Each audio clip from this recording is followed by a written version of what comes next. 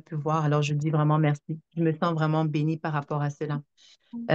Aujourd'hui, je vais donner un message pour moi, je trouve très intéressant. C'est vraiment élever des enfants, bâtir des générations futures fortes pour qu'elles commencent à nos épaules et non à nos pieds. Je pense que le titre en dit long. Ça dit vraiment de faire en sorte de pouvoir avancer dans nos générations, bâtir en fait on peut dire ça comment, des dynasties en fait, comme certaines familles le font. Et je crois que c'est le désir de chacun de nous ici dans FDE de bâtir des familles fortes. Il n'y a personne qui dirait le contraire. Et donc, pour cela, j'ai quelques petites pistes, quelques petits points à partager. Alors, je veux commencer par ce verset biblique qui dit, en fait, dans Proverbe 13, 22, qui dit que l'homme de bien laisse un héritage aux enfants de ses enfants.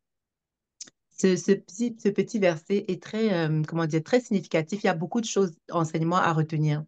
L'homme de bien laisse un héritage non pas à ses enfants, mais aux enfants de ses enfants. Ce qui veut dire que moi, si je respecte ce principe biblique, si toi tu respectes ce principe biblique, en ce moment, ce que tu travailles, tout ce que tu fais, c'est pour tes petits-enfants. Ce n'est même plus pour tes enfants. Et ce que ça sous-entend quand tu fais ça, c'est que normalement, toi, tu es déjà, tu te gères. Ça veut dire que tu es déjà en bonne posture. Ça veut aussi dire que normalement, tes enfants, eux, vont bien et tu es déjà en train de penser à ta deuxième génération. Donc, tu peux pas penser à ta deuxième génération si tes enfants ne vont pas bien, ils sont pas stables et tout, et si toi-même, tu ne t'es pas bâti. Donc, c'est ça un peu que ça veut dire, ce verset-là. Et donc, c'est très fort parce que c'est pas tout le monde qui applique ce verset-là.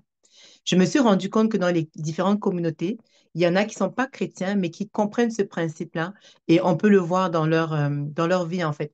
Il y a des peuples asiatiques, les peuples juifs, par exemple. Bonjour, Perpétue. J'espère que tu vas bien. Donc, il y a plusieurs peuples comme ça qui appliquent ce principe biblique et même si peut-être ils ne connaissent pas Dieu, mais qui connaissent ce principe-là. Et je me suis toujours posé la question de savoir qu'est-ce qui faisait la différence entre nous, par exemple, les Africains et d'autres peuples, comme je viens de citer, les peuples chinois, d'autres peuples qui appliquent ce principe-là. Et voilà, en fait, là où j'ai pu voir la petite différence. La chose est que nous tous, nous voulons le meilleur pour nos enfants. Nous tous, nous travaillons pour les générations futures et nous le faisons tous de la bonne manière. La seule petite différence que je vois, c'est que, par exemple, nous, Africains, quand nous nous battons pour nos enfants, nous le faisons, nous nous battons pour nos enfants. Et lorsque nos enfants sont en âge de pouvoir réussir et de se bâtir eux-mêmes, ce qu'ils font, c'est qu'ils reviennent à nous, les parents, pour nous aider parce que nous nous sacrifions pour nos enfants. La seule différence avec les autres cultures et peuples, c'est qu'ils ne se sacrifient pas pour leurs enfants. Ils se bâtissent d'abord et ensuite ils bâtissent leurs enfants. Je ne sais pas si vous avez vu la petite nuance. Elle est petite. La seule différence entre les peuples, les différents peuples et nous, c'est que nous, on se sacrifie pour nos enfants et eux, ils se bâtissent pour bâtir des enfants. Donc, nous, on s'oublie, on veut bâtir des bons enfants, mais souvent, quand les enfants sont en âge de prospérer, ils doivent se souvenir que les parents les ont aidés et ils viennent nous aider et ça fait régresser de génération. Tandis que les autres bâtissent leurs enfants et lorsqu'ils bâtissent leurs enfants n'ont pas l'obligation ou n'ont pas la nécessité d'aider leurs parents qui sont déjà bien bâtis. Eux, ils ont la nécessité pour honorer leurs parents de continuer en fait de la continuation aux autres générations. C'est ça leur mandat. Et donc, ce sont des générations et des familles qui avancent. Et nous voulons que nos générations futures commencent aux épaules et non pas à nos pieds. Moi, je ne voudrais pas avoir des enfants qui recommencent à trimer à zéro comme s'ils n'avaient jamais eu de parents ou de grands-parents dans la vie, alors qu'on aurait pu leur faciliter la tâche et leur permettre d'avoir plus de facilité, tout simplement. Alors, lorsqu'on parle comment dire, élever des générations fortes pour qu'elles commencent à nos épaules et non à nos pieds, il y a plusieurs points dans des héritages qui ne sont pas juste au niveau matériel. Ce sont plusieurs héritages qu'on oublie souvent. On se focalise toujours sur l'héritage financier, mais il y a plusieurs façons de faire pour pouvoir bâtir des générations fortes. Le premier que tout le monde connaît et qu'on travaille souvent pour, c'est au niveau de l'héritage, au niveau matériel. Quand on dit matériel, c'est assez large en fait. L'héritage matériel, oui, ça peut être de l'argent, effectivement, mais ça peut être des biens immobiliers, ça peut être les entreprises que vous êtes en train de fonder en ce moment, qui peuvent être des héritages pour vos générations futures, et pas juste pour vos enfants, mais même les enfants des enfants de vos enfants, donc vraiment pour le long terme. Ça peut être aussi des, des bijoux, des œuvres d'art. Ça peut être beaucoup, beaucoup de choses qui peuvent être des biens matériels. Donc, c'est tout ça. Alors, l'autre question à se poser, c'est que on peut léguer un bien matériel à sa descendance et puis ça peut lui faire plus de tort qu'autre chose. Souvent, c'est ce qu'on peut observer. Mais qu'est-ce qui fait en sorte que il y a certaines familles, certaines personnes qui, eux, lèguent un héritage matériel, mais ça perdure dans le temps. Et non seulement ça perdure dans le temps, mais ça se bonifie en fait. Ça veut dire que le père avait commencé quelque chose et à la 10e génération, ils ont amélioré les choses et puis ça va toujours de gloire en gloire, ça bénit toujours, ça permet de créer des emplois. Qu'est-ce qui fait cette différence-là? Et j'ai noté quelques petits points. Alors, j'ai pris comme des exemples de familles qui perdurent au niveau financier. Les familles Rothschild, par exemple, les familles Rockefeller, les familles Ford, les familles Walmart, les familles L'Oréal. Ce sont des familles quand même qu'on connaît même par le nom. Souvent, les fondateurs sont déjà morts et enterrés depuis très, très, très longtemps, mais leur modèle d'affaires continue. Ça a évolué avec le temps, mais ça continue et ça continue à faire de bons fruits. Et j'ai remarqué que dans tous ces modèles-là, il y a quand même des points en commun.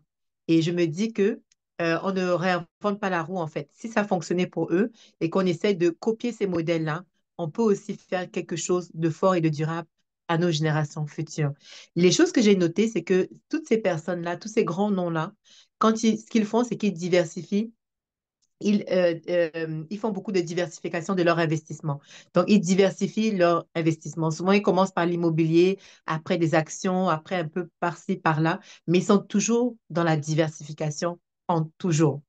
L'autre chose, c'est que pour avoir un bon patrimoine financier ou matériel, ils travaillent beaucoup leur réputation. Leur nom est super, super important. Leur image de marque, leurs relations sont hyper importantes. Et parce qu'ils ont de belles réputations et tout, ça donne vraiment des beaux héritages financiers à léguer pour les générations futures.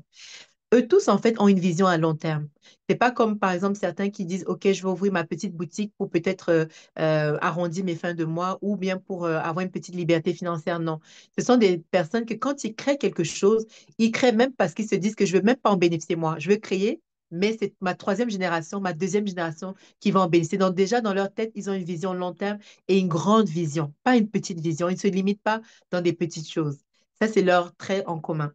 Une autre chose aussi, c'est la philanthropie. Toutes ces personnes-là sont des personnes assez généreuses, qui savent soutenir des causes et des organisations et ça retombe. Ce sont des principes bibliques qui font, je ne sais pas s'ils sont chrétiens ou pas, mais en tout cas, ils respectent ces principes-là de la philanthropie.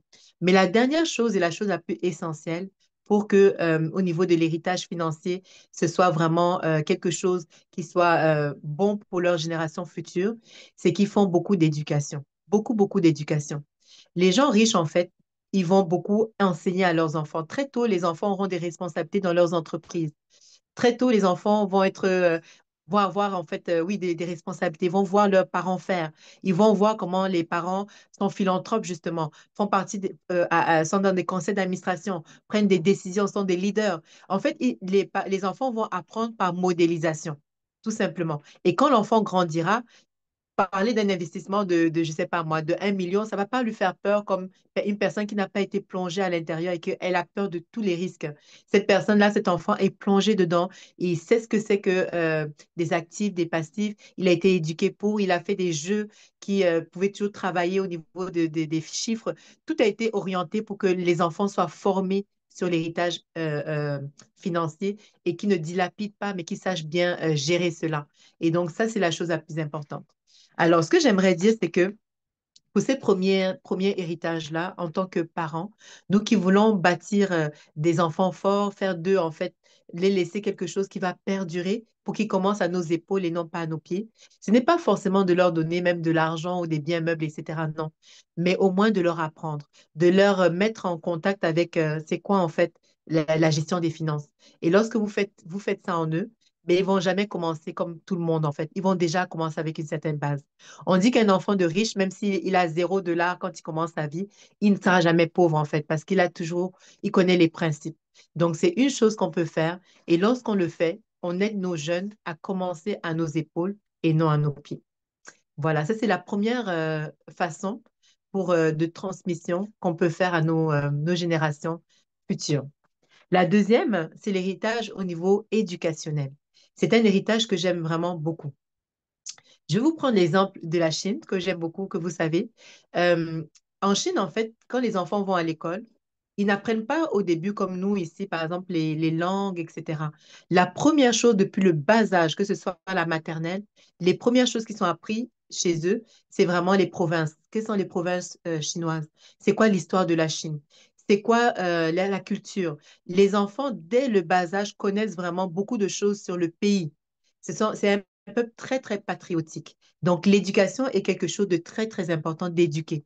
On dit en fait qu'un enfant qui lit sera un adulte qui va penser. Si on veut en fait avoir des enfants demain qui vont être des leaders, qui ne seront pas toujours des moutons, qui vont pouvoir prendre des initiatives, ce serait de beaucoup miser sur l'éducation, qui est vraiment une valeur sûre. On peut dire ça comme ça, c'est un investissement assez sûr. Et donc voilà, donc c'est vraiment l'éducation. Ça façonne en fait des générations, ça façonne des cultures. Et encore, si je dois prendre l'exemple de la Chine, c'est l'éducation qui a fait toute la différence dans leur, comment dire, dans leur ascension. Il n'y a pas longtemps, dans les années 90, ce pays était considéré comme un tiers-monde, donc vraiment en extrême pauvreté. Et quelques années plus tard, ça fait pas si longtemps, ils sont parmi les premières puissances mondiales. Et une des raisons par rapport à cela, c'est vraiment parce qu'ils ont misé sur l'éducation. Ils ont compris que on va en fait développer beaucoup au niveau de l'éducation et cela, ça va vraiment faire la différence. Et en effet, je pense qu'ils ont pris la bonne décision. Pourquoi? Parce que, ils ont beaucoup investi dans tout ce qui concerne les technologies, tout ce qui concerne en fait les universités, la qualité de l'éducation, former des main-d'œuvre qualifiées, tout ce qui concerne le rayonnement en fait éducatif pour que ça donne envie aux personnes de l'extérieur de venir étudier dans leurs universités les plus prestigieuses. Beaucoup encourager aussi l'entrepreneuriat de leur population et ça a donné de très, très, très bons fruits. C'est pour dire qu'en fait, l'éducation, c'est vraiment quelque chose de waouh. Il y a une citation que j'ai apprise qui disait que si tes projets portent à court terme, euh, si tes projets portent à court terme, par exemple, je ne sais pas moi, je me rappelle plus de la citation, mais qui disait que si tes projets portent à plus de 20 ans, à long terme, éduque tes enfants. Si c'est des projets à court terme, fais des petites choses. Mais si tu as des projets qui veulent perdurer dans le temps, éduque tes enfants. Et donc, l'éducation, c'est quelque chose de très, très, très, très important. Et une autre exemple que j'aime toujours prendre, c'est cette histoire du plus grand neurochirurgien au monde qui s'appelle Benjamin Carson, qui lui, en fait, a vécu dans des conditions assez précaires, mais qui est devenu ce qu'il est aujourd'hui parce que ses parents, sa maman, en l'occurrence, a cru au pouvoir de l'éducation. Elle a juste fait une seule chose qui a changé la donne, c'est qu'elle a dit, tous les temps de télévision, vous allez les remplacer par des temps de lecture. C'est la seule chose qu'elle a fait. Elle n'avait pas les moyens d'acheter des livres, donc ils allaient juste à la bibliothèque. Elle n'avait pas le moyen d'aller à Harvard ou quoi que ce soit, mais juste ce simple changement a fait de lui, en fait, un homme qui allait dans les plus grandes universités par des bourses, qui a fait des grandes choses et qui aujourd'hui encore, euh, il fait de grandes choses en politique et partout. Mais tout ça, c'est vraiment l'éducation. C'est à la portée de tout le monde. Et c'est ce que je voudrais vraiment, comment dire, insister, c'est vraiment de pouvoir accompagner nos enfants à l'éducation, leur donner un environnement propice à l'éducation, leur donner le goût de l'éducation pour qu'ils aient envie toujours de se développer. Parce qu'on n'apprend jamais, en fait. On finit d'apprendre lorsqu'on meurt. Donc, même si on a fini l'université, ça ne veut pas dire qu'on ne se forme pas, qu'on ne se développe pas. L'éducation, c'est quelque chose d'extrêmement important. C'est vital. Je dirais même ça comme ça, c'est vital. Donc, c'est très important. Ça permet justement de développer la pensée critique. Quelqu'un qui est éduqué, il a une pensée critique. Ça permet aussi comment dire, ça permet d'encourager la persévérance, la curiosité. Donc, ça a beaucoup, beaucoup de bienfaits, énormément de bienfaits. Voilà. Donc, lorsque vous faites ça, en fait, lorsque nous travaillons beaucoup au niveau de l'éducation, nous aidons nos générations futures à commencer à nos épaules et non à nos pieds. Et une autre chose que j'ai pris comme exemple dans la Bible, dans l'histoire de Jacob. Jacob, c'était le fils de Abraham. Non, Abraham, Isaac, Jacob. Donc, c'est le fils de Isaac, désolé. Et donc, Isaac, si je me trompe pas, oui, c'est ça. Isaac cherche une femme pour Jacob, pour son fils. Et il veut que Jacob épouse une femme de chez lui, en fait. Donc, il désigne à son seigneur, à son serviteur pour dire, je veux que tu ailles chercher une femme pour mon fils, mais une femme qui vient de chez nous, en fait. Quand on disait de chez nous, ce qu'il voulait dire, c'est qu'elle a l'éducation de chez nous, qu'elle a le système de pensée de chez nous. Une femme qui a été éduquée un peu comme nous, puisque c'était le peuple élu et puis c'était vraiment, comment dire, il y avait une promesse de Dieu sur eux. C'était important pour ce papa-là que ce fils épouse une femme de chez eux. Et vous voyez qu'aujourd'hui, en fait, Abraham, Isaac et Jacob, cette alliance-là continue jusqu'à aujourd'hui sur le peuple d'Israël. Mais pourquoi ça continue aujourd'hui? Si ce fils n'avait pas épousé une femme qui avait l'éducation comme lui, une éducation, en fait, des valeurs éducationnelles qu'il a reçues, ça se peut que ça aurait brisé cette alliance avec Dieu. Comme un peu Samson qui avait été oint, mais qui est allé voir des femmes étrangères. Donc, l'éducation, c'est quelque chose de très important. Ne négligez pas ça, même quand on veut que nos enfants aient des amis ou qu'ils aient des conjoints et tout. C'est quoi l'éducation de ce conjoint? C'est quoi l'éducation de ses amis? Parce que ça fait une bonne éducation, ça contamine positivement, mais une mauvaise éducation peut également être très néfaste. Donc, c'est vraiment quelque chose d'important, tout ce qui concerne l'éducation. Excusez-moi, je suis distraite avec les personnes qui arrivent. Un autre héritage, en fait, qui va permettre que nous, parents, nous puissions élever des enfants, des générations fortes qui commencent à nos épaules et non à nos pieds, c'est au niveau de l'héritage culturel. Donc, je pense que je l'ai dit tout à l'heure, comment la culture chinoise, en fait, est très axée sur le patriotisme, la culture, le rayonnement de la culture. Je vous parle beaucoup de la Chine parce que j'ai ma petite sœur, en fait, qui, après ses études, est allée étudier à Pékin. Et donc, c'est elle qui nous a donné le goût, vraiment, on est fasciné un petit peu par ça. Mais ce qu'elle nous racontait au niveau de la culture, c'est qu'en fait, vu que dans l'époque, il y avait, comment dire, la politique de l'enfant unique, donc en Chine, il y avait que, on devait faire un seul enfant. Et la population est très vieillissante. Les personnes vieillissent, meurent très, très vieux. Il n'est pas rare que dans une maison, en fait, l'enfant vive avec son parent parce qu'il est l'enfant unique, il s'occupe de son parent. Et il vit des fois avec son grand-parent parce qu'ils sont très vieillissants. Donc, dans une même maison, il peut y avoir trois générations, des fois quatre qui cohabitent dans la même maison. Donc, lorsque tu as quatre générations qui cohabitent dans la même maison, qu'est-ce que ça fait? Ça fait que ton grand-père va toujours, toi, le petit enfant, te raconter l'histoire de la Chine, te raconter la tradition chinoise, la culture chinoise. Et ça veut dire qu'en fait, c'est très présent. Le rayonnement, la culture, le patriotisme. Après, il y a aussi le système communiste qui fait en sorte que les politiques font en sorte qu'il y a beaucoup, comment dire, l'amour de la Chine, peut-être un peu de propagande, mais cette culture chinoise est très enseignée depuis le bas âge. Et donc, c'est rare de voir un Chinois qui n'est pas fier de son pays, qui n'est pas fier de sa patrie, et même vous allez le voir, même partout, vous n'allez jamais voir un Chinois employer quelqu'un d'autre qu'un Chinois. Si quelqu'un trouve ça, venez me dire. Mais en tout cas, moi, je vois pas, quand tu vas dans un magasin chinois, il n'y a pas de Noirs, il n'y a pas de Québécois, il n'y a que des Chinois, vous voyez?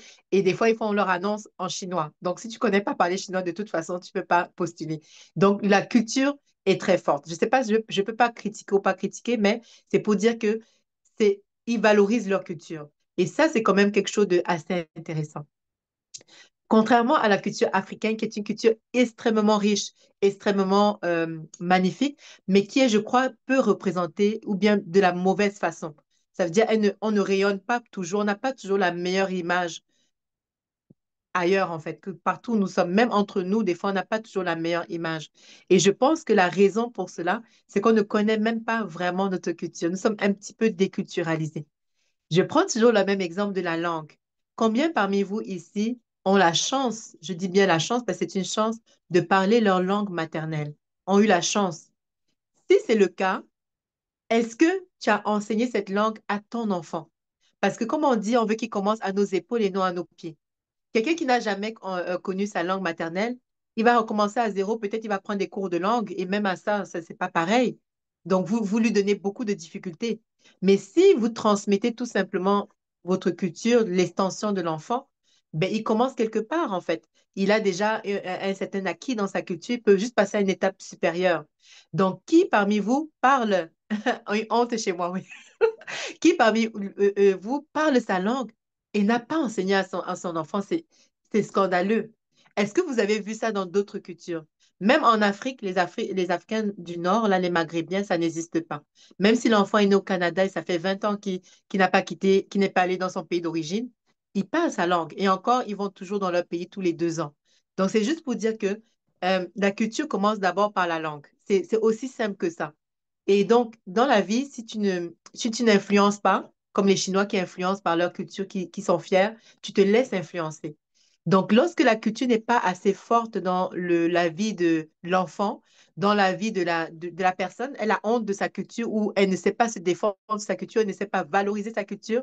Moi, j'ai une perruque, pourtant j'ai des beaux cheveux, mais je ne sais pas prendre soin de mes cheveux. C'est une réalité parce que c'est un problème culturel.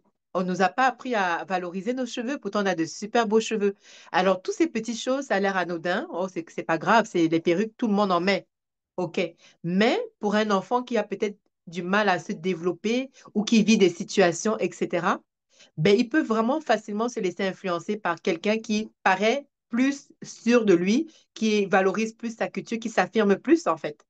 Donc, c'est quelque chose de très important, la culture, que ce soit la langue, que ce soit de faire découvrir le pays, nos pays d'origine à nos enfants, parce que c'est vrai qu'ils sont peut-être canadiens pour ceux qui sont là, mais ils viennent de quelque part. Et comment ça se passe quelque part? Comment on mange? Quelles sont nos traditions?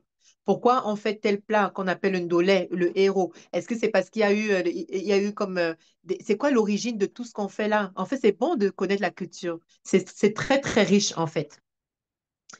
On dit que l'héritage culturel, c'est le pont qui relie le passé au présent et guide nos pas vers l'avenir. Donc, c'est quelque chose d'important. Et vous allez voir, les Chinois, eux, ils aiment leur culture. Vous allez voir, en fait, des magasins chinois partout. Vous allez voir, si vous faites des shopping en ligne, la plupart, Alibaba et tout ça, ce sont des Chinois dont leur culture est partout. Les restaurants chinois, la langue chinoise, tout est valorisé, en fait. Et c'est beau. Et pourquoi nous, qui avons tout ça et même plus, nous ne ferons pas la même chose. Donc, enseignons à nos enfants à nous aimer, à aimer nos cheveux, à aimer notre couleur de peau, à connaître notre histoire, à aimer notre histoire, à aimer nos traditions, à parler de nos traditions, à parler de nos cultures, à parler de notre enfance, pourquoi on faisait comme ça, pourquoi on ne faisait pas ceci, pourquoi on dit monsieur. Parce que moi, je prends des cours de langue quand je peux. J'ai pris quelques cours de langue et j'ai arrêté par manque de temps parce que ça n'a pas été enseigné. Mais on te dit que chez nous, on ne dit pas oui. On dit oui, maman. Mais un enfant qui ne sait pas ça, il va venir, il va dire oui. Mais c'est très, très mal poli. Et on va t'expliquer pourquoi chez nous, on dit monsieur tant et non pas pourquoi le droit d'aînesse est important. C'est des petites choses qui ont l'air banales. Peut-être vous, les parents, vous savez. Mais si vous n'enseignez pas ça à vos enfants, ben, ici, on dit, on appelle les aînés par leur prénom et basta. Donc, c'est important d'enseigner ça. Chez nous, on dit monsieur tant, on fait ceci, on fait cela. Et là, ça donne, en fait, comment dire, ça solidifie l'identité du jeune. Et vraiment, ça lui permet comment dire, de valoriser qui il est, son identité. Et quand il va passer par des crises identitaires ou toutes sortes de choses, ça va l'aider à traverser ce cap-là et à s'affirmer en tant que personne dans ce qu'il est, dans sa culture. Donc, c'est quelque chose de très, très, très important. Pour cela, c'est facile, vous pouvez transmettre des traditions familiales à vos enfants. Vous pouvez aussi leur apprendre la langue maternelle. Vous pouvez aussi, si vous êtes à l'extérieur de vos pays, fréquenter comment dire, je sais que chez les Camerounais, il y a souvent des réunions des Bamileke, des Bati, donc, des groupes communautaires. Pas toujours pour, même si c'est pour juste pour rien comme ça, mais souvent c'est bien que les jeunes voient comment ça se passe chez nous, comment les gens s'amusent, comment la convivialité. C'est aussi bien de les mettre dans ce genre d'environnement-là pour qu'ils connaissent d'où ils viennent tout simplement. C'est très important. Donc voilà. Ça, c'est au niveau de la transmission de l'héritage au niveau culturel. Donc c'est quelque chose de vraiment important. C'est ce que je pourrais dire. On va y aller avec l'héritage familial. L'héritage familial également. On ne peut pas commencer, une génération ne peut pas commencer à tout recommencer. C'est-à-dire, elle commence sa vie à zéro. Une jeune femme se marie et puis elle ne sait même pas comment ça se passe même dans la maison. Elle ne sait pas comment on éduque son enfant. Elle apprend sur le tas. C'est l'erreur. Et c'est pour ça que vous voyez que des fois, on est limité par rapport aux autres cultures qui vont plus loin, c'est parce que tout cela leur a été enseigné en fait. Quand on dit l'homme de bien laisse un héritage aux enfants de ses enfants, l'héritage n'est pas seulement financier. L'héritage aux enfants de ses enfants, c'est qu'il a pris soin de transmettre ce genre de choses importantes. La famille, puisque tout commence par la famille avant d'aller dehors. L'héritage familial est extrêmement important. Qu'est-ce qu'on entend par là? Connaître en fait d'où vous venez. Qui sont vos grands-parents. Peut-être que vous devez tous savoir à peu près qui est mon grand-père et ma grand-mère. Ça, on peut peut-être tous le savoir. Mais si j'y vais à qui est ton arrière-grand-père et ton arrière-grand-mère, est-ce que tu peux très rapidement me donner le nom? Est-ce que tu peux très rapidement me dire c'est quoi ses croyances, quel était son système de pensée, qui il était dans la vie en fait? Peut-être qu'à ce niveau-là, tu ne sais déjà plus. Et si j'y vais encore un peu plus loin, qui était ton arrière-arrière-grand-père, ça se peut que là, tu sois complètement perdu. Mais dans les traditions juives, dans les traditions chinoises, même dans la Bible, on retrace toujours la généalogie. Dès qu'on parle de quelqu'un, on dit lui, c'était le fils de tant, de tant, de tant. Ça dit que c'est très important. La mémoire est quelque chose d'extrêmement important. Mais nous, on dirait que c'est quelque chose que, je sais pas, on prend pas en considération. On s'occupe de nos enfants et puis ça finit là. Mais nous, n'oublions pas, dans le principe divin, nous travaillons pour les enfants de nos enfants. Nous essayons d'être en avance de toujours 2 générations. Dès que tu travailles pour ton enfant, tu es déjà en retard. Donc, c'est très important de regarder au niveau de sa lignée familiale, c'était qui? D'essayer de tracer un arbre généalogique pour comprendre un peu. Et ça peut donner aussi beaucoup d'indications sur toi et sur ce que tu vas vivre. Parce que dans les lignées familiales, il y a aussi beaucoup de, je ne sais pas si on peut appeler ça des liens ou bien il y a des points communs en fait. Donc, peut-être il y a des familles qui ont traversé des problèmes de maladie mentale, par exemple, génétique. Donc, en sachant un peu le portrait un peu global de qui était toute mon ascendance et tout, ça peut te donner une petite idée en fait de tes combats, on va dire ça comme ça, d'où tu viens, de quels sont les talents de familial, par exemple. C'est quoi les forces dans ma famille? C'est quoi les choses à travailler dans ma famille? C'est des choses importantes. C'est des choses importantes même pour vos enfants. Vous allez leur dire, écoute, chez nous, des fois, on a ça, donc c'est quelque chose à travailler. Ou bien ça, c'est une force qu'on a. Il faut que tu continues dans cette force-là. Il y a des familles où il y a des talents naturels au niveau manuel. Les gens de génération en génération sont menuisiers. Mais si toi, tu ne connais pas ça, tu peux juste omettre tu vas juste continuer ta vie comme ça, alors qu'en le sachant, tu peux tout simplement, même si ton enfant fait une autre profession ou quoi que ce soit, l'accompagner pour qu'il puisse, par ses grands-parents, bien par une formation, apprendre la menuiserie parce que c'est une tradition familiale et tu veux pas que ça se coupe à toi, en fait. Tu veux que ça continue. C'est une très belle tradition. Et c'est justement ce qu'ont fait certains grands, comme les Ferrero Rocher, en fait, la marque de chocolat que vous aimez tous. Mais le grand Ferrero Rocher, Ferrero, pas Rocher, mais qui est de plusieurs générations avant, a découvert un talent en chocolaterie. Il a découvert des savoir-faire assez spéciaux et il les a enseignés au niveau familial. Donc, c'est des secrets de famille qui sont de génération en génération. Donc, ce n'est que dans la famille Ferrero qu'on connaît c'est quoi les secrets de ces Ferrero Rocher-là, qui sont, oui, améliorés, mais c'est des secrets de famille qui durent depuis plusieurs générations. Et ça, c'est quelque chose qui est juste magique et juste wow. Et c'est des choses que vous pourriez faire. Si tu es bonne en couture, c'est anormal que ton enfant ne sache pas coudre. Il n'est pas obligé de devenir couturier. Mais parce que tu es bonne en couture, tu dois lui transmettre cela. Et vous savez qu'on commence, on veut que nos enfants commencent à nos épaules et non à nos pieds. Si demain il y a quoi que ce soit, il peut se débrouiller parce qu'il a appris une compétence familiale qui est dans la famille. Et ça lui donne un petit plus dans la vie. Ça, c'est quelque chose de très important. Les journaux aussi, c'est quelque chose qui peut être très bon pour la famille. Qui n'aimerait pas, en fait, qu'on lui lègue un jour un parent te dit, écoute, voici ce qui est pour toi. Et tu ouvres une boîte de trésors et tu te rends compte que c'est l'histoire de ta famille qui a été documentée. Peut-être ta grand-mère n'est plus de ce monde, mais son journal intime a été, pas intime, mais un journal qui est public à la famille, mais documenter son journal pour que toi, petit enfant, tu puisses la connaître à travers son journal. Est-ce que ce serait pas moi, ce serait pas un merveilleux cadeau que de pouvoir savoir qui était ta grand-mère dans ces petites, ces grandes lignes, qui était ton arrière-grand-père, c'est waouh! C'est pour ça que des choses comme le journal d'Anne Frank ou bien certains journaux historiques sont si riches en fait. Parce que c'est quelque chose de précieux en fait. C'est trop précieux dans l'époque et dans l'apprentissage qu'on peut en faire. Et donc, c'est la même chose. N'oublions pas que nous ne sommes pas immortels, plutôt. On ne sommes pas immortels. Et donc, on peut documenter nos affaires pour les laisser aux générations des petits-enfants puisqu'on travaille pour les enfants de nos enfants. Donc, on peut documenter ce qui te paraît anodin aujourd'hui, mais dans leur génération, ils vont trouver ça, waouh! Il y avait des micro-ondes. Peut-être nous, à notre époque, c'est autre chose de encore plus sophistiqué. Ils vont dire, oh mon Dieu, ils étaient encore à l'époque du micro-ondes, à l'époque de ça. Et donc, c'est riche, en fait. C'est vraiment riche.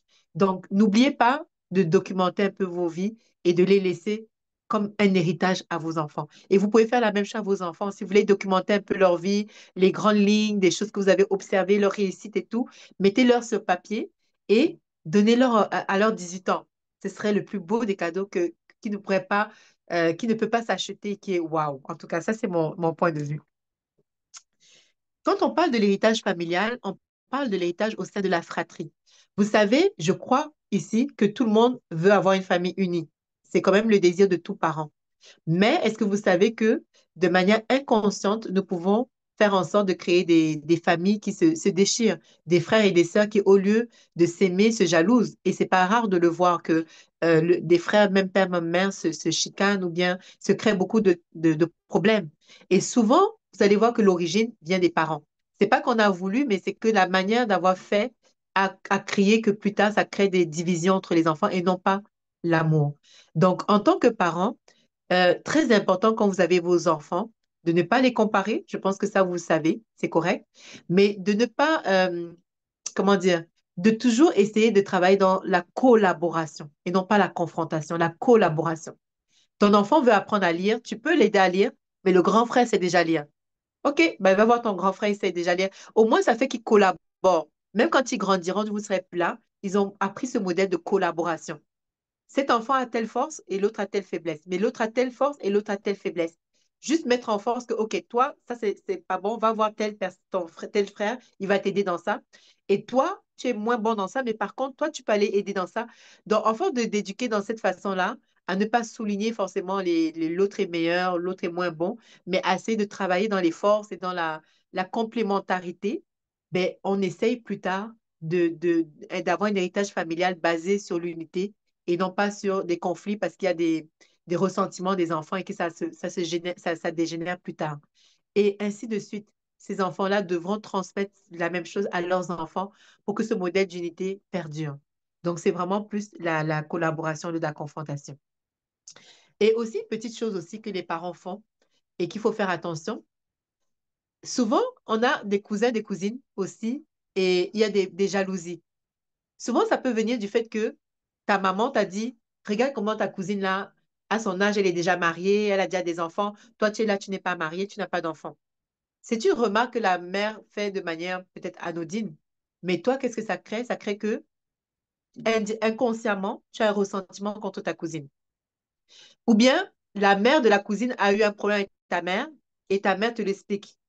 Tu mets ça dans ton cœur et vous commencez à avoir des guerres froides dans la famille où les cousins ne se parlent pas, etc. Et, ce n'est- et ça, et des familles comme ça ne profite à personne. Au final, vous ne savez pas pourquoi vous êtes en guerre froide, mais chacun a une guerre froide dans la famille. Pourquoi? Parce que les parents ont mis un peu leur grain de sel, ils ont mélangé leurs petits problèmes avec nous, ils ont mélangé les générations, en fait, et c'est ça. Moi, ça m'est déjà arrivé et j'ai décidé de ne pas écouter et ça m'a été bénéfique. Ici au Canada, souvent, il y a des fois où tu ne peux pas demander à garder. Ce n'est pas tout le monde qui peut rendre certains services.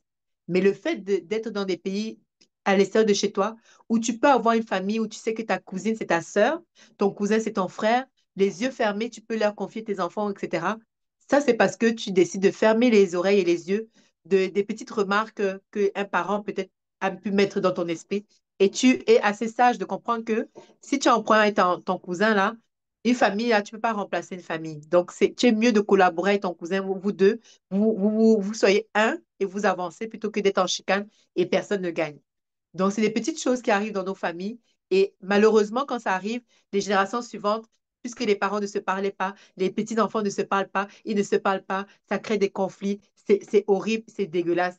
En tout cas, bref, désolé pour le terme, mais ce n'est pas beau du tout à voir. Je dis ça parce que j'ai plein d'exemples en tête de familles qui vivent dans la même ville à Montréal et puis ils ont tellement de problèmes, mais l'origine, ils ne savent pas pourquoi. Mais ils savent juste qu'ils ne s'entendent pas. Et ça, c'est pas winner du tout, même pour les générations futures. Donc, faites très attention à ces petites choses, des petites paroles que les parents peuvent vous dire et tout. Non. À moins que vous-même vous remarquez quand dans la famille, la personne vaut mieux prendre de l'écart, mais ne vous laissez pas influencer par les paroles ou bien par des chicanes entre certaines personnes et vous rentrez dedans en vous mettant dans le problème. Ce n'est pas du tout bon pour la famille. Une autre chose pour l'héritage familial, c'est de connaître son histoire de naissance. C'est très important. Pas juste sa date de naissance, mais c'est quoi le contexte autour de ma naissance? Est-ce que je suis un enfant qui est né prématuré? Est-ce que je suis né parce que, je ne sais pas, peut-être mon parent avait besoin de papiers et puis elle a eu un enfant pour les papiers, ça peut arriver. Pour toutes sortes de raisons, c'est quand même bon de savoir de manière, si c'est possible de le savoir, de manière objective, c'est important de savoir quand même d'où tu viens, dans le contexte et tout. Ça te permet de mieux te comprendre, de mieux te connaître. Même certaines réactions que tu vis, peut-être peut être dues à ton contexte de naissance, tu ne savais pas. Peut-être que tes parents avaient un super, ta maman avait beaucoup de stress. Et ça engendre en toi certains comportements aujourd'hui que tu ne peux pas expliquer, mais souvent ça peut être dû par rapport même à ton contexte de naissance. Donc, c'est quelque chose de très important. Lorsqu'on fait ça, en fait, au niveau familial, on bâtit des familles solides le plus possible. On travaille déjà pour les générations futures parce qu'on montre des modèles aux enfants qui vont perdurer dans le temps, vu que les générations futures, ils imitent, ils reproduisent des comportements qu'ils ont vus tout simplement. Donc, ils reproduisent les mêmes comportements. Un autre, une autre, un autre héritage important, c'est l'héritage au niveau relationnel. Aujourd'hui, si je peux me permettre de parler ici sous la plateforme de FDE, je dirais que FDE est une belle plateforme aussi au niveau relationnel. C'est parce qu'en fait, il y a des personnes qui ont payé le prix et qui ont permis cette plateforme. Parce que personne ne se fait tout seul, comme dirait la présidente. On se fait toujours à travers d'autres personnes.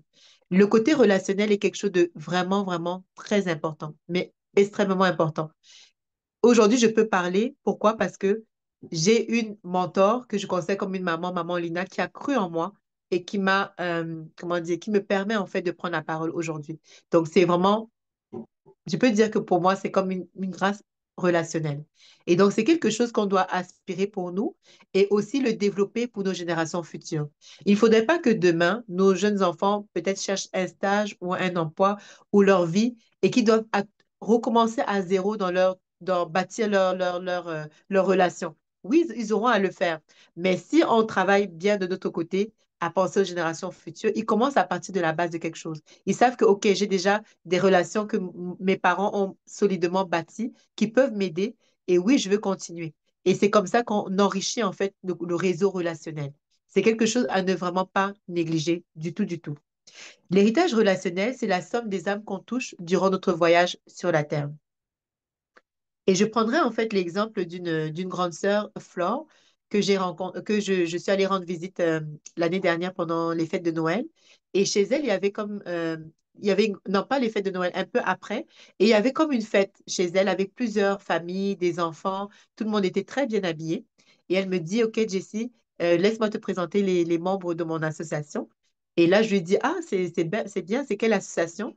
Et là, elle m'explique en fait, depuis l'université, elles sont quelques mamans qui sont restées très unies, en fait. Ils sont restés vraiment, vraiment unis. Des mamans qui ont les mêmes valeurs, la même façon de voir la vie et qui ont eu des enfants et qui se sont obligées, ça faisait peut-être 7 ans que son association existait, à se voir, à passer du temps ensemble. Même si la personne, une habite à Québec, l'autre habite à Ottawa, l'autre habite à Montréal, peu importe, tous les trimestres, ils devaient se rencontrer de manière intentionnelle, faire une mini tontine où chacun mettait des montants. Et lorsqu'ils se réunissaient, ils voulaient faire vivre des moments magiques à leurs enfants, faire des cabanes à sucre, des activités vraiment spéciales. Et leur but derrière tout ça, c'est que les enfants grandissent ensemble. Et dans leurs enfants, il y en a un qui fait du basket professionnel, les autres sont dans des écoles privées. Chacun d'eux a beaucoup investi dans l'éducation. Qu'est-ce que ça fait? Vous le savez, c'est que demain, tous ces enfants vont réussir et à qui ils vont penser en premier pour se positionner et tout, c'est entre eux. Pourquoi? Parce que dès le bas âge, les parents ont compris ce côté relationnel très fort et très important et ils ont intentionnellement en fait mis des contextes, des situations pour que ces enfants grandissent ensemble, qu'ils soient, comment dire, liés, ensemble, unis aussi pour qu'ils partagent le même système de pensée parce que tu es plus rassuré quand ton enfant est ami avec un autre ami, avec un autre enfant dont les parents partagent des valeurs comme toi. S'ils sont par exemple croyants, etc., tu es plus rassuré pour cela. Et en même temps, ben, ça permet que les enfants tissent des bons liens et plus tard aussi s'inter-influencent positivement. Donc, c'était vraiment, j'ai dit, waouh, chapeau, c'était vraiment très, très bien pensé comme stratégie au niveau relationnel. Donc, ils créent eux-mêmes, en fait, de manière inconsciente, des relations déjà à leurs enfants. Et comme ça, les enfants commencent déjà avec une certaine base. Et c'est quelque chose de très, très fort. La relation, en fait, on peut la créer de différentes manières. On peut immerger nos enfants dans du bénévolat pour que eux ne soient pas toujours à la recherche de personnes. sur qui ils peuvent compter, mais que eux soient aussi des personnes sur qui les gens peuvent compter. Ça, c'est quelque chose d'important parce que nos enfants peuvent également être comment on dit, des bénédictions relationnelles pour une autre personne. Donc, c'est aussi du donnant comme ça, mais à travers aussi du mentorat. On peut rencontrer des personnes qui nous inspirent, qui ont un certain niveau qui nous intéresse dans le domaine de notre prédilection et vouloir en fait être mentoré par ces personnes-là, vouloir les prendre comme modèle. Et ça, c'est une façon aussi de bâtir des relations fortes également, d'apprendre par l'exemple et aussi de retransmettre ce que nous avons appris aux générations futures, tout simplement. Pour cela, en fait, lorsqu'on veut créer un héritage relationnel assez fort, ça va demander de notre part de faire très attention à un fléau qui est la jalousie. Très, très important. La jalousie est vraiment, comment dire, elle nous empêche de créer justement des belles relations. Pourquoi? Parce qu'à chaque fois qu'une personne autour de nous veut briller, veut immerger et qu'on la jalouse, ben, on ne peut pas être en bonne relation avec la personne puisqu'on va jalouser toutes les personnes qui, selon nous, ont réussi. On finit par être isolé, on finit par être aigri et finalement, ça ne nous profite pas du tout. Donc, en réalité, lorsque nous voulons en fait euh, bâtir des relations solides et fortes, nous devons avoir autour de nous des personnes qui ont réussi. Nous devons accepter ça. C'est la seule manière d'être sûr aussi d'avoir un beau réseau de relations parce que les personnes ont réussi. Ce serait pas beau dans une famille, par exemple, si j'étais la seule à réussir et tout le monde aurait échoué. Donc, ça fait, premièrement, que toi, ta réussite, ta pseudo-réussite n'est pas tant une réussite parce que tout repose sur toi. Tandis que dans une famille où chacun a mis en exergue sa force, rayonne dans son domaine, prospère, ça fait des familles beaucoup, beaucoup plus fortes. Lorsque vous avez des projets, vous savez que vous pouvez compter sur cette famille parce que tout le monde est indépendant, tout le monde va bien. Donc, en fait, la jalousie nous empêche d'avancer. Les premiers perdants de la jalousie, c'est d'abord nous-mêmes. Donc, quand on est dans un réseau, tout le monde est bien. Nous sommes les premiers bénéficiaires et nos enfants en bénéficient aussi. Donc, faites toujours attention lorsque vous avez un grain de jalousie en dedans de vous, de, de, de, de réfléchir même avec l'intelligence. Même par sagesse, ce n'est pas sage d'être jaloux, premièrement. Et deuxièmement, quand on est jaloux, c'est une manifestation du manque de connaissance de soi-même. Quand on connaît son identité, on connaît qui on n'est pas censé être jaloux. Pourquoi? Parce que, un aigle ne devrait pas se comparer à un poisson, par exemple. Donc, un poisson peut dire, OK, j'aimerais voler comme l'aigle, mais l'aigle ne pourra jamais nager comme le poisson. Donc, on ne peut pas comparer des pommes avec des poires. Il faut faire très attention, au fléau de la jalousie. Et c'est ce qui empêche, en fait, des fois qu'on immerge et qu'on réussisse en tant que peuple, c'est la jalousie. Faites très attention à cela. Un autre héritage qu'on peut transmettre à nos générations futures pour les aider, c'est un héritage émotionnel. Vous savez que des jeunes enfants, j'ai appris ça, qu'ils peuvent développer de l'anxiété. C'est-à-dire, un enfant peut avoir 1 an et puis avoir de l'anxiété. C'est fort, hein? Et qu'est-ce qui peut provoquer ça? C'est tout simplement par modélisation. Si tu as un parent qui réagit toujours mal aux situations ou qui a une mauvaise gestion de ton stress ou qui est très anxieux de nature, c'est très contagieux. L'enfant, à force de te voir toujours agité, toujours nerveux, mais lui, en fait, il développe de l'anxiété. Il est tout jeune, mais il est anxieux. Vous voyez? Donc, l'héritage émotionnel, c'est aussi ça. C'est ta manière, en fait, de réagir dans certaines situations. Comment tu réagis, comment tes émotions, comment tu gères tes émotions, comment tu as la maîtrise que tu as de toi-même. Les enfants apprennent beaucoup par modélisation, une fois de plus. Donc, la manière dont tu te comportes et que tu gères, c'est comme ça que l'enfant risque, comment dire, reproduire, en fait. Donc, si on veut avoir des enfants qui ont un héritage émotionnel fort, il faut nous-mêmes, par exemple, d'abord être une personne qui, soyons saine, en fait, émotionnellement, avons guéri de nos blessures. Nous avons tous des blessures à des niveaux et des degrés différents. Alors, c'est très important de travailler sur nous, travailler sur nos blessures, les guérir pour pouvoir transmettre un héritage plus sain à nos enfants. Parce que les blessures émotionnelles sont très, très contagieuses, comme je le disais tout à l'heure. Très, très contagieuses. On dit que les blessures qui sont soignées sont des chapitres lumineux d'une histoire qui inspire. Donc, très, très important de guérir de ces blessures. Sinon, ça va être assez difficile de donner ce qu'on n'a pas, en fait. Ça va être très difficile. À cet effet, je prends l'exemple de deux personnes. Je prends l'exemple de Nancy Audet. J'aime beaucoup son histoire parce que c'est une enfant en fait de la DPJ, donc une enfant du système qui a été abandonnée à son très jeune âge, qui a été maltraitée, qui a vécu beaucoup de sévices, qui a été tout ce qu'on ne peut pas imaginer, des tentatives de suicide, etc. Et elle était au plus bas d'elle-même. Quand c'est comme ça, tu es ballotté de maison d'accueil en maison d'accueil, ben, tu te sens être personne en fait. Jusqu'à ce qu'un jour, elle tombe dans une maison d'accueil où elle rencontre une personne qui l'a aimée pour ce qu'elle est, qui ne l'a pas considérée comme un numéro du système, mais comme une personne, comme Nancy Audet, qui s'est intéressée à ses rêves et qui a cru en ses rêves et qui lui a montré que elle pouvait y arriver.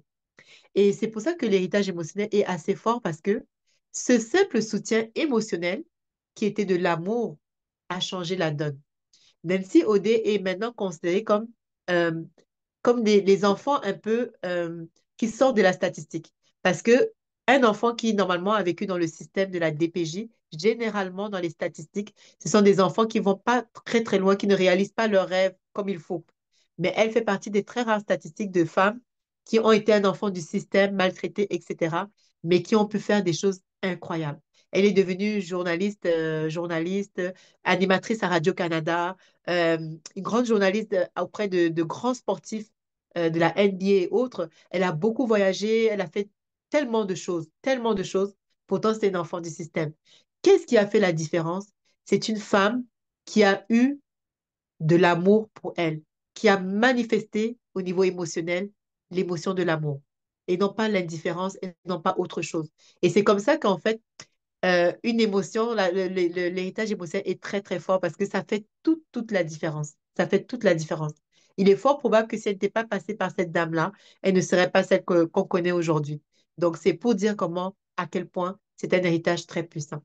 Un autre exemple que j'aime donner, c'est Nick Vujicic, ce monsieur qui est né pas de bras et pas de pieds et qui était un peu marginalisé dehors et partout. Mais ce qui a fait qu'aujourd'hui, il est devenu un grand prédicateur, c'est un homme de Dieu qui voyage partout et qui fait des conférences partout, qui impacte, qui a des associations, des organismes, qui est marié, qui a des enfants, je pense qu'il a 4 enfants, qui est heureux et qui aujourd'hui se sent tellement bien dans sa peau, sans pieds et sans bras. Mais la différence, c'est quoi? C'est qu'il a eu des parents aimants. Ses parents, c'est sûr qu'ils ne s'attendaient pas à avoir un enfant qui n'a pas de pieds, pas de bras. C'était un choc. Quand c'était un premier enfant, c'était un gros choc. Mais ses parents ont fait le choix de l'aimer. Ses parents ont fait le choix de dire qu'écoute, c'est mon enfant, je l'aime. Et ils lui ont dit, écoute, tu n'iras pas dans des écoles handicapées, tu iras à des écoles comme tout le monde. Ils ont cru en ses capacités intellectuelles, en toutes ses capacités. Et ce soutien de ses parents a été comme phénoménal. Il doit en fait qui il est aujourd'hui au soutien émotionnel de ses parents, qui étaient très calmes, très remplis d'amour, tout simplement.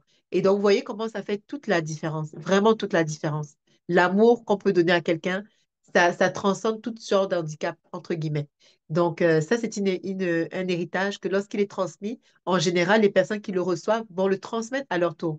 Lui, là, tout ce qu'il fait, c'est rempli d'amour. Tout ce qu'il fait. Pareil aussi pour Nancy Audet, tout ce qu'elle fait, c'est tourner vers les autres.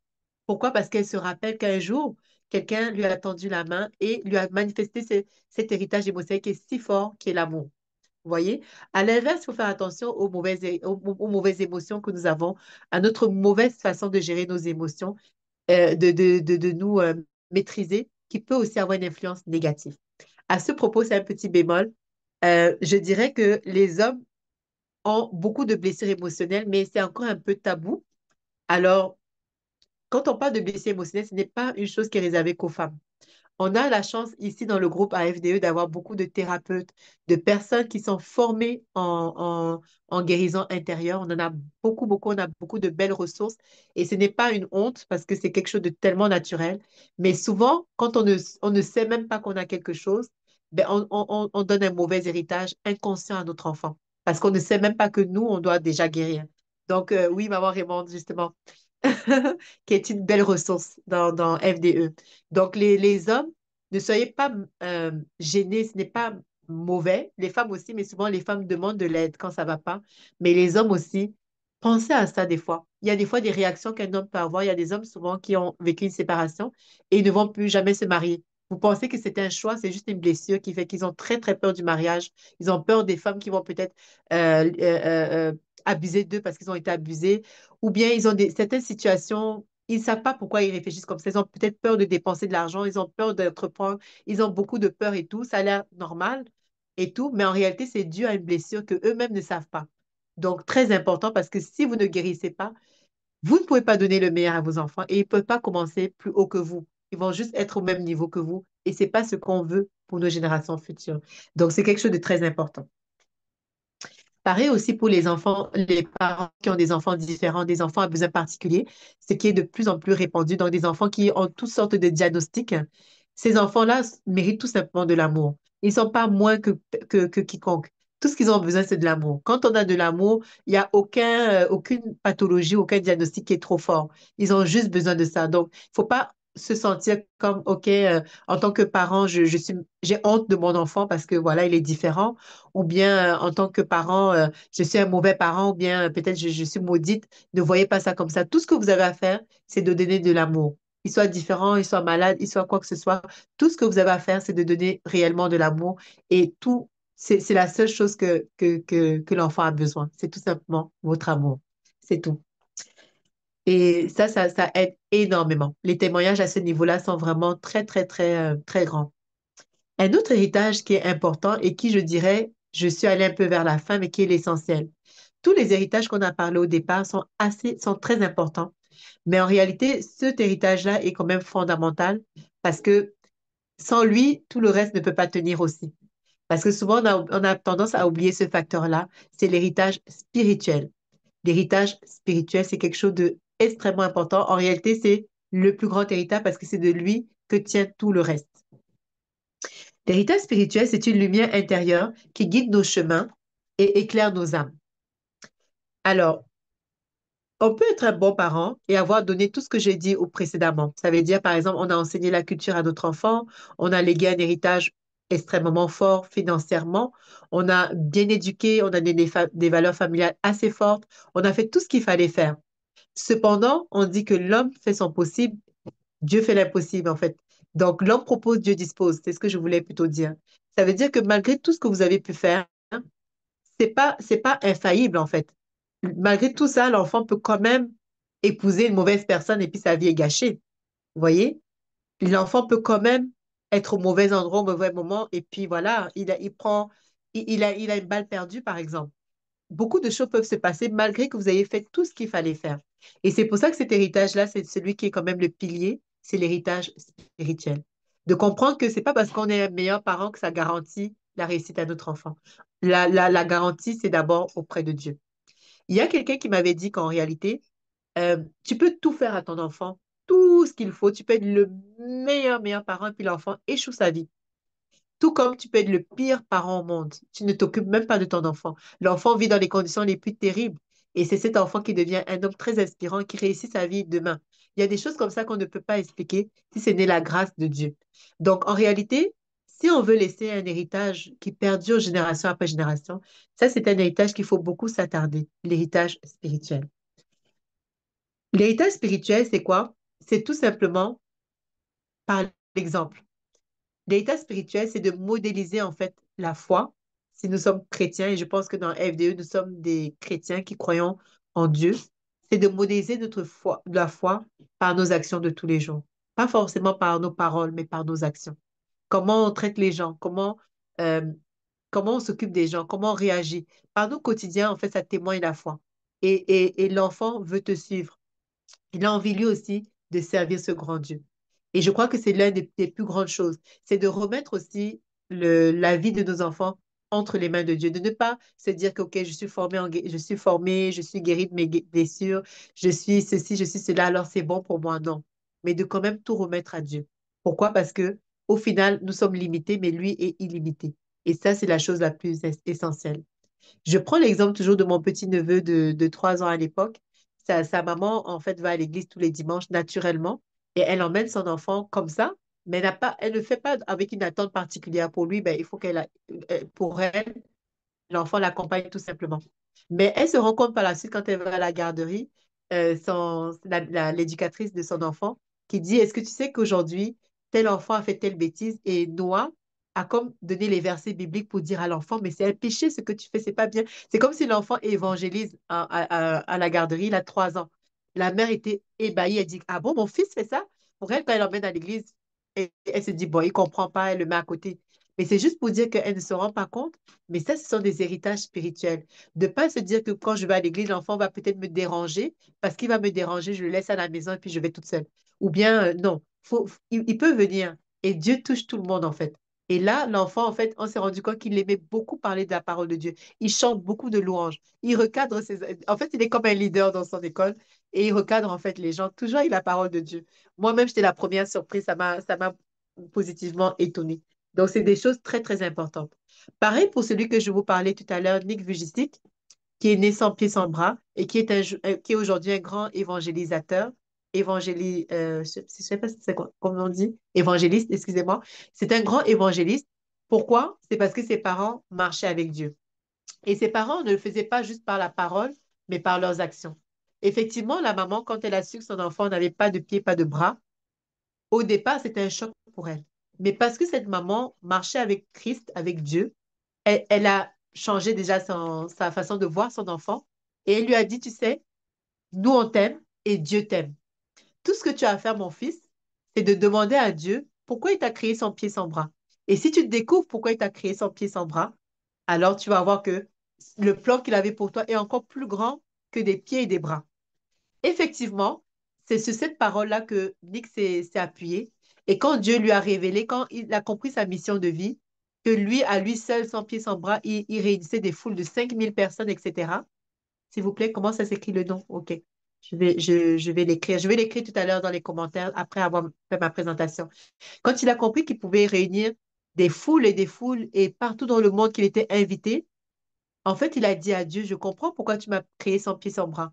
C'est moi qui n'ai pas de pied et des bras, je peux réconforter les gens, je peux faire ça, je comprends pourquoi. Parce que une personne, toi, tu peux parler de tes problèmes, tu vas t'apitoyer si t'en sors. Et tu vas voir quelqu'un qui n'a pas de pied, pas de bras, mais lui, il fait déjà plus que toi ce que tu fais. Et en plus, si c'est lui-même qui te réconforte, comment tu vas rester t'apitoyer à ton sort? Tu peux pas. Tu vas te dire, mais même lui qui aurait toutes les raisons du monde, c'est lui qui me réconforte. Et il s'est rendu compte que c'était un pouvoir encore plus grand de ne pas avoir de pied de bras, et son impact est encore plus grand. Et aujourd'hui, des années plus tard, il a tellement d'argent qu'il pourrait avoir autant de pieds en prothèse ou bien des bras ou quoi que ce soit. Mais il dit, écoute, pour rien au monde, si c'était à refaire, je ne naîtrais avec des pieds et des bras. C'est quand même fort quelqu'un qui dit ça parce que il est tellement bien dans sa peau, tellement bien de sa peau. Donc, c'est juste pour vous dire à quel point c'est vraiment important la foi. Ses parents lui ont vraiment transmis cette foi et ont été cohérents avec leur foi parce qu'ils l'ont aimé, ils l'ont valorisé devant les gens. Sans pied, sans bras, les parents étaient toujours là pour le soutenir dans tout ce qu'il faisait, lui montrer qu'il est capable et toujours s'appuyer sur Dieu. Et ça l'a beaucoup aidé. La même chose pour Benjamin Carson. Sa maman, c'est une femme chrétienne qui à chaque fois parlait de Dieu, parlait de Dieu, parlait de Dieu. Et quand ce monsieur est devenu un grand cardiologue, ce qu'on connaît de lui, quelle est sa particularité, c'est qu'il ne fait pas une opération sans prier.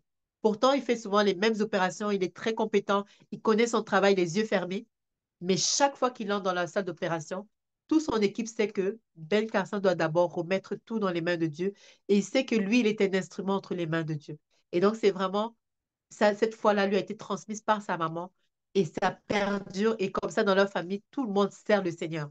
Donc, c'est vraiment, vraiment fort l'héritage spirituel. Tout ce que je peux dire, c'est que l'héritage spirituel, ça ne s'invente pas. C'est tout simplement de le modéliser par nos comportements de tous les jours. Est-ce que je suis cohérente avec le Dieu que je prie à l'église, le Dieu que je dis à haute voix? Est-ce que mes enfants peuvent voir cette cohérence qui leur donne l'envie, eux aussi, de suivre et eux aussi de transmettre ça à leurs enfants?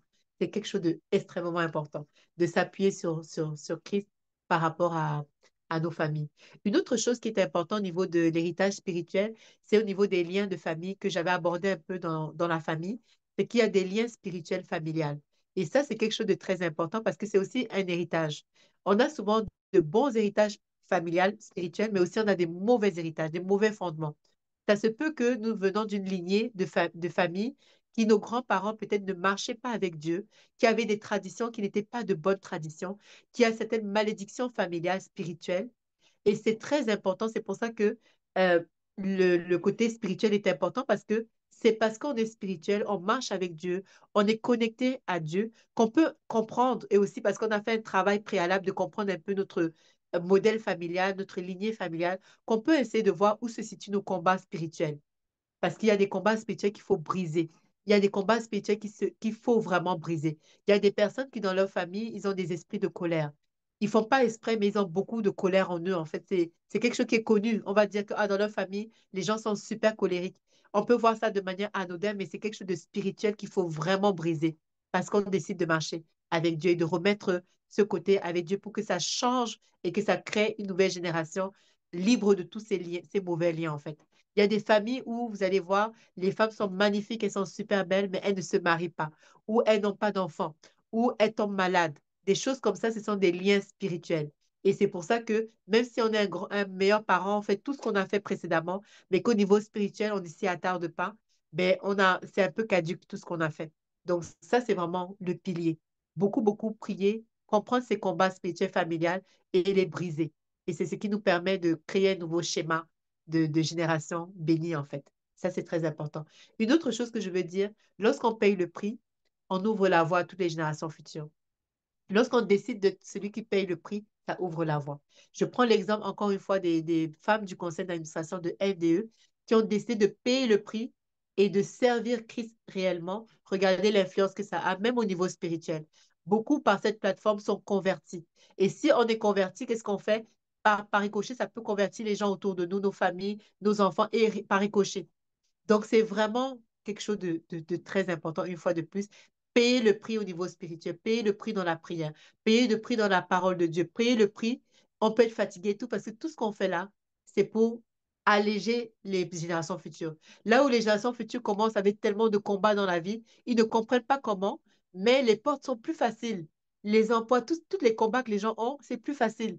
Parce qu'ils ne savent pas qu'il y a un arrière-grand-père là, qui lui, là, il mettait ses genoux à terre, il priait déjà pour mes petits-enfants, les enfants de mes enfants. Il priait tellement que eux ont des facilités partout. Et on va croire que oh, c'est de la chance. C'est pas de la chance. Il y a quelqu'un qui a fait quelque chose. Donc, il faut qu'on soit des gens qui payent le prix pour les générations futures déjà, pour anticiper parce que plus le temps passe et plus les défis seront plus grands que ce qu'on vit en ce moment. Donc, plus nos enfants seront sujets à beaucoup d'oppression. Tout ce que nous allons faire maintenant, c'est comme on appelle ça comment? Comme dans des greniers, quand tu accumules des choses dans un grenier, le jour qu'il y a des pénuries ou quelque chose, tu peux au moins aller chercher tout ce que tu avais mis de côté. Donc, c'est pareil. Toutes les petites prières qu'on va faire, et on prie toujours pour nos enfants, les enfants de nos enfants et les enfants d'après, ben, nous sommes déjà en train de leur ouvrir la voie. Ils ne sont pas encore nés, mais ils sont déjà bénis. Vous voyez, c'est déjà une nouvelle alliance qu'on est en train de faire au niveau spirituel. C'est quelque chose d'extrêmement important, une fois de plus. Donc, c'est pour ça que euh, il y a des challenges quand on marche avec Dieu, il y a des combats, mais nous ne devons pas abandonner. Juste en pensant à vos générations futures, vous ne devez pas abandonner. Vous allez vouloir être tenté pour plusieurs raisons, mais juste quand vous pensez à eux, vous n'allez pas abandonner. Et lorsque vous allez gagner le combat, ce sera gagné. Ils vont continuer, bien sûr, mais vous allez déjà avoir ouvert la porte de la bénédiction. Donc, c'est important. C'est très important.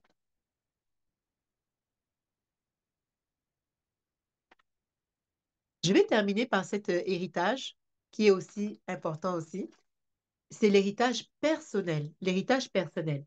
La citation que j'ai pour cela, c'est que l'héritage personnel, ça ne se mesure pas en termes de succès extérieur, mais en termes de croissance intérieure, de résilience et de sagesse acquise au fil du temps. Il y a une personne qui a dit en fait que l'intelligence, c'est lorsque tu apprends de tes erreurs. On dit que tu es une personne très intelligente. Mais la sagesse, c'est lorsque tu apprends des erreurs des autres. Donc, lorsque tu ne passes pas par les mêmes erreurs, au lieu de tu t'épargnes en fait du temps de souffrance, tu apprends carrément de l'erreur de l'autre comme ça, c'est correct. Là, c'est la sagesse. Vous voyez? J'ai beaucoup aimé cette citation, vraiment beaucoup. Elle m'a beaucoup parlé. Et c'est ça qui nous permet de construire notre héritage personnel. Notre héritage personnel, c'est la vie que nous avons eue et la vie que nous laissons, en fait, la trace que nous laissons de notre passage terrestre. S'il est vrai que nous n'avons pas comment dire, nous n'avons pas de pouvoir sur le début de notre vie, nous pouvons avoir commencé très mal, peut-être dans des mauvaises conditions, peut-être avoir été abandonné ou plusieurs raisons, des mauvaises conditions.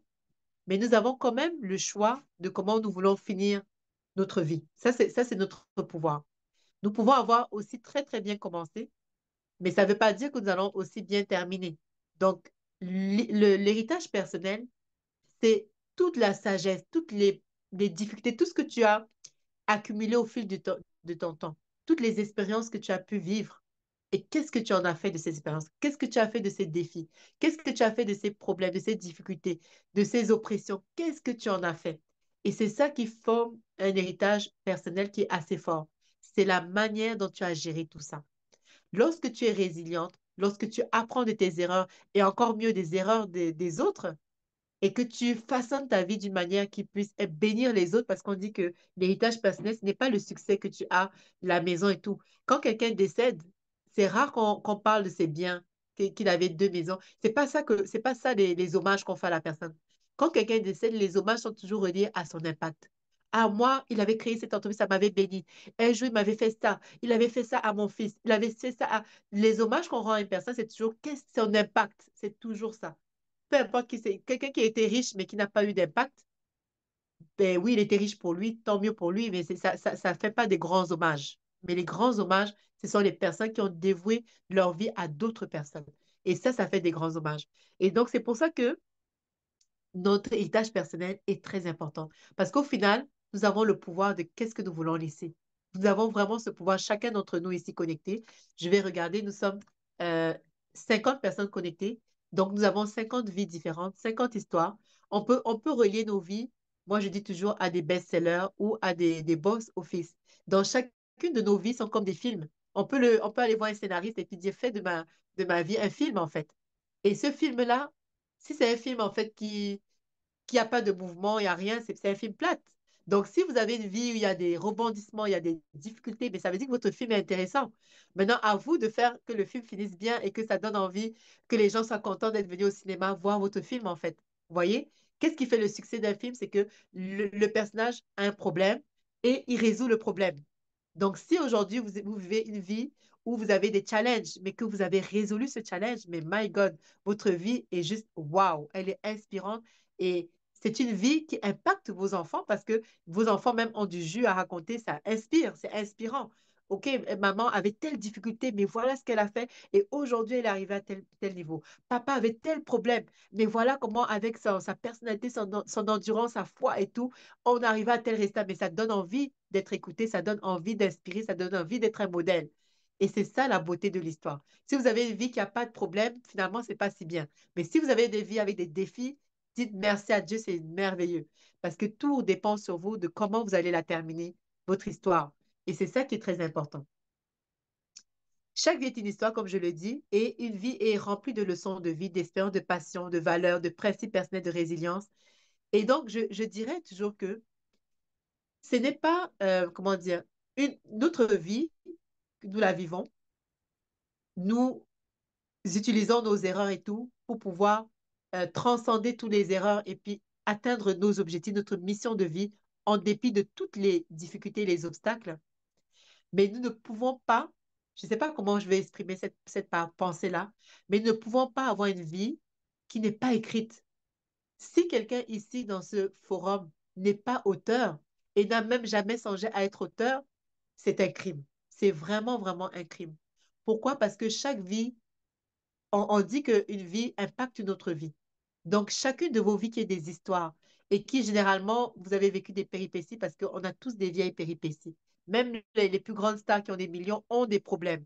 Mais comme nous sommes dans FDE, chacun de nos problèmes, nous avons la victoire sur chacun de nos difficultés. Alors, ça mérite que ce soit écrit quelque part. Ça mérite de laisser une trace quelque part. Encore une fois, dans FDE, nous avons de belles ressources. Nous avons Maman Lina et plusieurs autres qui peuvent accompagner dans ce projet d'écriture. Mais pour moi, quand je parle d'héritage personnel, ça inclut laisser une trace de sa vie et de son histoire. Parce que dans 4 générations, vous ne serez plus de ce monde, mais vous allez avoir des petits, petits enfants qui vont s'inspirer de votre histoire et ils vont faire des choix tellement différents d'une personne qui vit des problèmes et puis il n'a pas de modèle, il ne sait pas par où commencer, qui va à gauche, à droite, qui se laisse influencer partout, qui est tellement désespéré, désemparé et tout et tout. Rappelez-vous que nous voulons que les générations futures commencent à nos épaules et non à nos pieds. Donc, si je suis passée à travers telle situation, pourquoi est-ce que mon enfant devrait recommencer à trimer sur la même situation alors que la sagesse voudrait qu'il apprenne des erreurs de son arrière-grand-père et puis qu'il passe à travers. Il aura d'autres choses et défis à réaliser, mais au moins, je veux au moins l'éviter de passer par les mêmes problèmes que j'ai vécus. C'est super important. Donc, une fois de plus, vos vies sont des histoires. Voyez vos vies comme des livres, comme des films au cinéma. Documentez vos vies, laissez une trace écrite de vos vies. Pourquoi? Si vous ne le faites pas et que vous quittez ce monde, parce qu'on va tous quitter ce monde, on va vous pleurer, vos enfants vont vous pleurer, peut-être vos petits-enfants vont vous pleurer, mais après ça, vous allez disparaître de la circulation, on ne saura même plus qui vous êtes, on ne pourra plus dire même votre nom.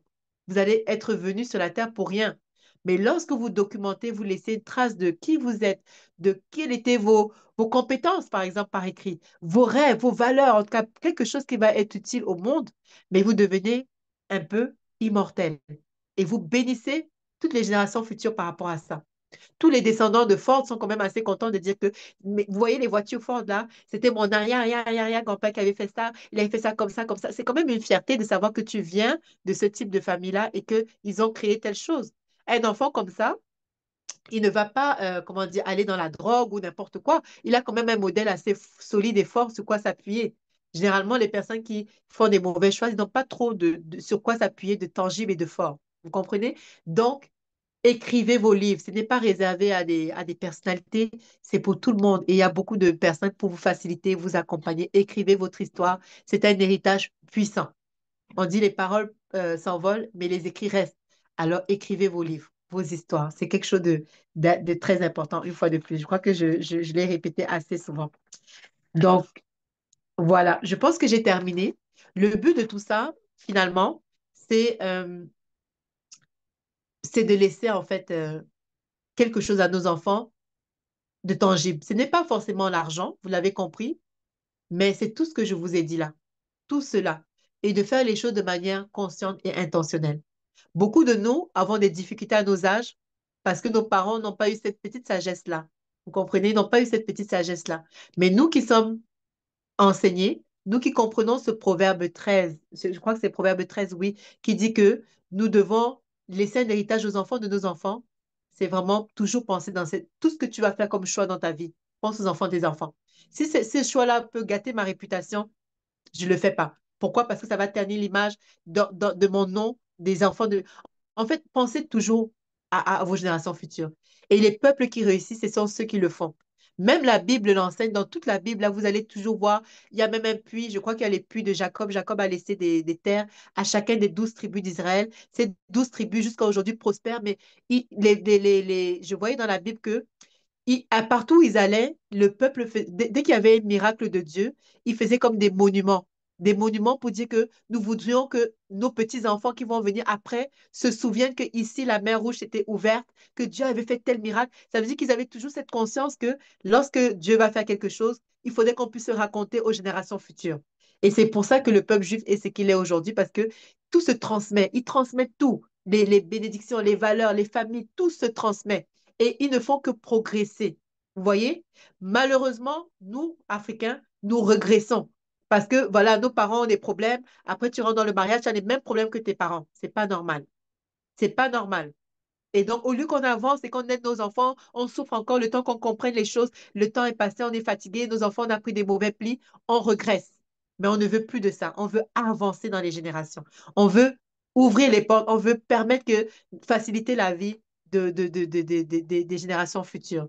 Et c'est un peu ça, en fait. Pensez toujours à ce verset-là. L'homme de bien laisse un héritage aux enfants de ses enfants. Et donc, tout ce que nous faisons aujourd'hui, ce n'est pas pour notre petite personne, mon petit business, pour mes petits besoins Non, c'est pour les générations futures. Si on a toujours cette vision comme ça, on va faire de grandes choses. Si on a toujours cette vision comme ça, nous allons tous avancer et progresser. Donc, c'est ainsi que termine en fait ma présentation.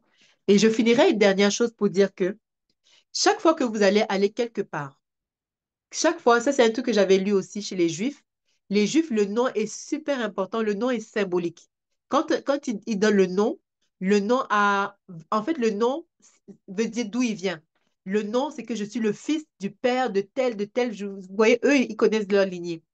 Et chez un juif, on dit, c'est quoi ton nom? Ce qui sous-entend là-dedans, ça veut dire, c'est qui tu es. Quand on dit, quel est ton nom? Je ne vais pas dire, je m'appelle Jessie. On veut pas savoir comment tu t'appelles, on veut savoir c'est qui est-ce que tu es. Donc, à chaque fois que quelqu'un, rappelez-vous qu'à chaque fois que quelqu'un vous demandera, c'est quoi ton nom? Comment tu t'appelles au fait? Vous êtes à l'école ou quelque part. La personne veut en fait te dire indirectement, c'est quoi ton histoire? Qui est-ce que tu es? C'est quoi ton histoire? Et cette histoire-là, c'est ça qui fait en fait que vous laissez quelque chose de tangible à vos enfants. C'est quoi ton histoire?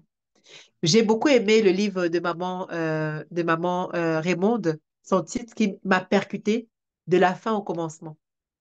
Le livre de maman, j'oublie le nom, le livre de Nina Beauté, qui dit De la femme battue à la femme battante. Ça veut dire qu'en fait, tu prends ton histoire, peut-être qu'il y a des difficultés là-dedans, et tu changes ton histoire pour quelque chose de waouh. Et chacun de nous avons ce pouvoir. Et c'est ça que les gens veulent savoir. Quand on voit Nina Beauté, on va pas dire, c'est quoi ton prénom? Elle va dire, elle s'appelle Nina, mais ça ne veut rien dire à personne. Mais on veut dire, c'est quoi ton histoire? Mon histoire, je suis une femme qui a vécu de la violence conjugale. Mais aujourd'hui, je suis une femme épanouie qui aide les femmes à aller à un autre niveau. C'est ça que les gens veulent savoir. On veut savoir c'est quoi ton histoire, parce que c'est ça qui va inspirer les autres générations. Ton prénom, les gens vont l'oublier. Mais ton histoire, ils vont jamais l'oublier. Et donc, c'est ce que je voudrais vous dire. Vous devez raconter votre histoire à vos enfants. Votre histoire même de naissance, vos difficultés, vos problèmes, vos défis, vos faiblesses, vos vulnérabilités. Ils doivent le savoir. Ils doivent connaître votre histoire. En- Quand vous racontez votre histoire à vos enfants, ils vont commencer à vos épaules et non à vos pieds. Et à leur tour, ils vont pouvoir raconter leur histoire à leurs enfants. La tradition sera perpétuée génération après génération. Donc, c'est ainsi que termine ma présentation sur le sujet. Merci beaucoup pour votre attention. Je vais noter le nom de Nick Vujicic.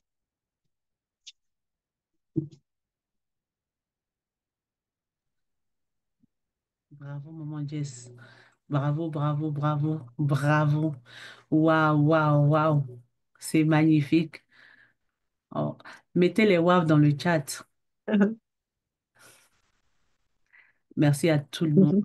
Merci, merci beaucoup. Mettez des cœurs. Yes, maman Lina. Merci, c'était magnifique, simplement magnifique. C'était un beau rappel et je pense que tout le monde a mis des réactions.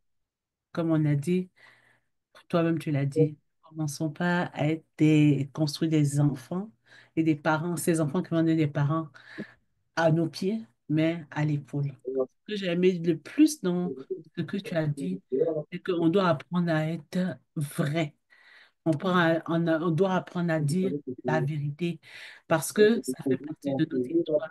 Et c'est ce qui construit, qui bâtit le patrimoine psychologique, émotionnel et social d'une génération. Merci, mon Jess. Donc, ça passe tellement rapidement que je ne peux pas tout lire.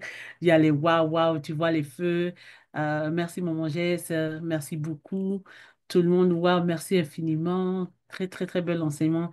En tout cas, tout le monde apprécie les enseignements. C'est la période des questions.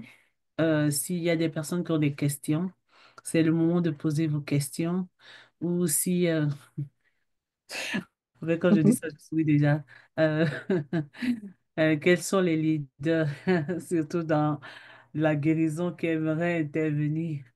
Donc, venez encourager aussi mon geste. J'ai commencé aussi. Ça me fait rire parce qu'elle dit que je vais toujours l'appeler. Maman Lina, ça arrive. Bien encourager. Jess, ouvre ton micro, dis-lui des mots d'encouragement.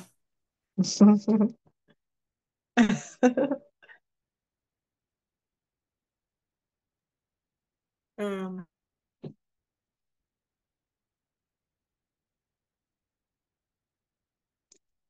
Maman Lila, tu es sur mute. Maman Lina, ton micro. ok, désolé. Qu'est-ce que je dirais aujourd'hui? que je lui ai déjà dit. Je crois que c'est tout. Et c'est qu'elle est une petite perle qui ne veut pas se découvrir, mais elle commence à éclore. Et il y a plus en Maman Jess, je suis sûre, je suis certaine qu'il y a plus que ce qu'on a entendu. Il y a beaucoup, beaucoup plus que ça, je suis certaine. Je voudrais remercier pour cette présentation. C'était juste magnifique. C'est des choses à savoir. C'est très important de comprendre ce facteur héritage, que ce que nos enfants sont découle de ce que nous sommes, nous, et de ce que nous voulons bien transmettre. Les enfants vont peut-être apprendre des choses qui ne viennent pas de nous, mais quand les choses extérieures viennent trouver des choses bâties à l'intérieur, l'enfant a un choix.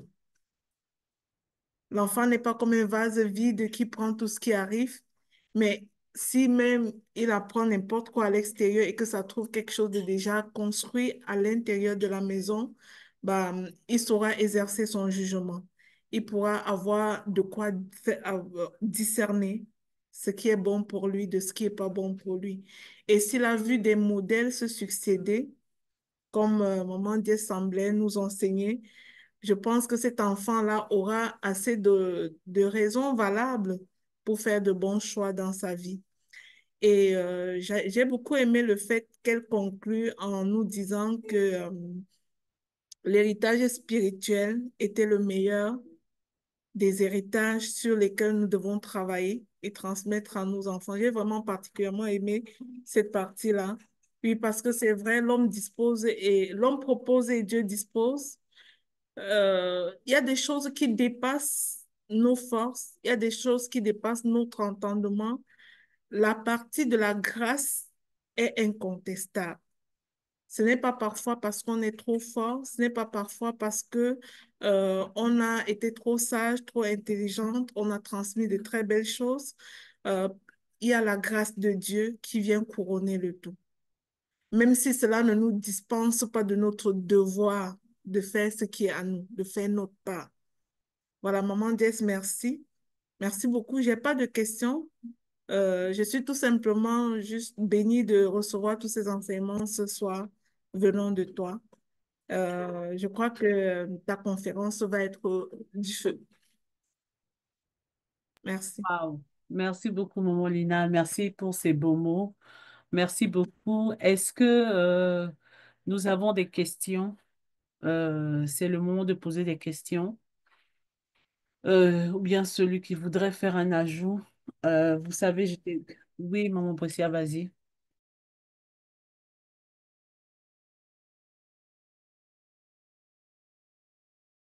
Bonsoir, bonsoir à tous. Bonsoir. Bonsoir, J'espère que Maman. vous m'entendez bien. J'aime bien dire que je suis venue en retard, mais je suis pas venue en retard. Je suis venue au bon moment. Parce que ce qu'elle a dit, c'était vraiment, comment on dit, je suis venue à point né. Et ici, c'est Spring Break en tout cas, donc on est dans les up and down. Mais elle est venue vraiment, comment dire, elle a résumé ce que j'ai manqué. D'abord, merci en tout cas, Moliska, et de dire l'importance en fait de vraiment transmettre. Et je dis seulement, comment dit l'esprit part d'Antonio parce qu'encore aujourd'hui, je faisais tout un enseignement en anglais par rapport à la raison pour laquelle je parle en fait j'enseigne sur la guérison en fait. Et l'un des canaux que j'enseigne même aux étudiants, c'est vraiment cette capacité d'écrire son histoire, de transmettre cette histoire, d'enlever cette douleur en fait de la tête, du corps à l'âme et le mettre dans le papier. Et c'est ça, en fait, c'est difficile le plus souvent, mais c'est l'une des plus grandes étapes de la guérison, en fait, de la restauration, qui est très importante, qu'on néglige, en fait. Et ça coûte beaucoup. Ça a l'air facile, mais c'est vraiment le plus difficile. Et tu as donné des exemples bien, bien palpables. En fait, quand on regarde ces dames aujourd'hui, on ne peut pas regarder les traces par lesquelles elles sont passées. Je ne vois maman Raymond, on ne voit maman Lina. Chacune a son histoire. Mais la beauté de ça, c'est que, comme tu as dit, nos enfants vont apprendre de nos histoires, pas des histoires d'une tierce personne. Nos enfants vont apprendre, en fait, mais c'est un héritage, en fait. C'est cette histoire-là qui, dans le temps, on léguait, les griots léguaient par la parole, mais aujourd'hui, la parole, là, comme on dit en Afrique, une bibliothèque, quand quelqu'un meurt, c'est une bibliothèque qui s'en va. Mais aujourd'hui, cette génération doit comprendre que les bibliothèques comment dire, ambulante, orale, ne peut plus servir aujourd'hui, en fait. Donc, on doit vraiment, vraiment valoriser l'importance de pouvoir écrire, de pouvoir laisser des traces, de pouvoir laisser d'enseignements. Je dis toujours aujourd'hui, même si je suis fatiguée d'enseigner, je ne peux pas m'empêcher parce que ce n'est plus pour moi, en fait. Il y a des générations qui attendent à entendre ton histoire. Il y a des générations qui ont besoin d'être sauvées à cause de toi, en fait. Donc, tu n'as plus le droit même de te cacher. Tu n'as plus le droit, en fait, de dire, en fait, que personne ne m'écoute. Non. Chacun de nous, autant que nous sommes, nous avons un message spécifique. Et ce message, généralement, pour la plupart, correspond à notre mission, correspond à notre histoire et correspond, en fait, justement, au témoignage de vie, en fait. Et je disais tantôt encore la semaine dernière, pour finir, que si nous, les chrétiens, parce que je ne parle pas d'autres personnes, pas de nous, les chrétiens, on arrêtait de cacher nos témoignages, on arrêtait de cacher, euh, comment dire, notre histoire aussi sale, aussi malsaine, aussi, je sais pas, médiocre soit-elle, on aurait plus de personnes qu'on amènerait à Christ, en fait. Parce que Jésus ne t'a pas pris comme ça et tu es venu, tu parles en langue, tu pries, tu convertis. Non, tu viens de quelque part. À un moment, tu étais incroyant. À un moment, tu as péché. À un moment, tu as fait des erreurs. À un moment, tu es tombé, tu es retombé. Donc, c'est cette histoire que tu racontes qui est relatable, que je peux reconnaître parce que je suis également une personne, je suis également un être humain. Je me lève le matin, je pêche. Je me lève le matin, je commets des offenses. Mais sachant bien que, OK, que Jess aussi est passé par là, ça me donne du courage. Ça me donne du courage, ça me donne plus de détermination. Mais parce que, justement, tu arrives à parler de cela. Donc, osons transmettre cela à nos enfants, en commençant par nos enfants. Osons parler de la boue dans laquelle le Christ nous a pris, en fait. Et dire, arrêtons de dire, oh non, je me suis levé, Dieu m'a parlé, et puis non, non, non, non, non. On ne croit plus à ça, en fait. Oui, on connaît Jésus, on connaît Marie, mais nous ne sommes pas Jésus, nous ne sommes pas Marie. Tu vois, donc vraiment merci. Comme je dis encore, je ne suis pas venu en retard, mais rien que le peu que tu as dit, moi, en tout cas, ça m'a fait du bien. Moi, ça m'a fait du bien, en tout cas. Je suis venu au bon moment. Et je prie que chacune de nous, je vais bien m'asseoir et dilect comment dire, l'été, enjoyer le replay, et que chacun de nous a pris sa part, quoi. Donc, sois béni, et comme Maman Lina a dit, on attend plus, en fait. Il y a, comment dire, tu nous as donné juste les fleurs, là, encore, there's more inside of you, so you need to come out, OK? I Mhm. cannot wait. Donc, Merci, Ah, sois merci, béni, Patricia. vraiment. Merci. merci beaucoup, ben, Bricia. Merci beaucoup.